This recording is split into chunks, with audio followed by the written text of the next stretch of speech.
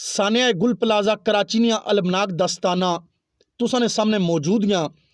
इस हादसे विच तकरीबन इस प्लाजे विच 1000 तो ज़ायद दुकानां सियां और माली नुकसान जानी नुकसान कितना होया तुसां बेहतर समझने हो।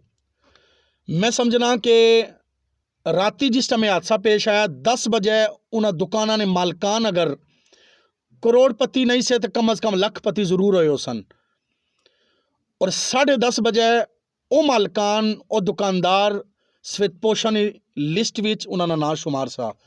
आसान लफ्ज़ां च आहां कि 10 बजे वो अमीर से और 10:30 बजे वो गरीबां दी लाइनां विच खलते हुए से और रब्बे कायनात उरूज भी देना जवाल भी देना ये सारियां चीज़ां जिस टाइम इंसान ने अपर रचनियाँ और मैसेज रब्बे कायनात ने तरफ ये होना आवाज़ और निदा ये होनी कि वापस आ गए माड़ी तरफ, वापस आ गए सीधे रस्ते पर तुसा।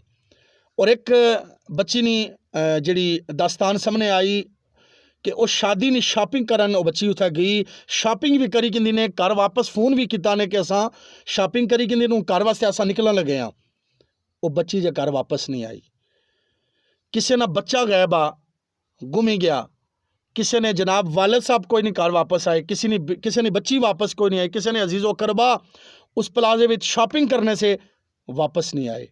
मैं समझना कि बेशुमार वो अपने असली सफ़र की तरफ रवाना हो गए। साढ़े कि इस पूरे अलमनाक हादसे विच मैसेज हासिल करना चाहिए, सबक सीखना चाहिए कि उरूज और जवाल ज़िंदगी ना हिस्सा वा। इस वास्ते इंसान की ज़हनी तौर पर मेंटली तौर पर इंसान की इन्हां हादसों वास्ते तैयार रहना चाहिए। इसी तरह अचानक साड़ी जिंदगी ना सूरज भी अचानक गुरूब हो सी, अचानक सांस की डोरी कटी गई सी और असा रब नी बारगाह पेश हुई गए सा। इन्हां हादसों तो सबक सीखो।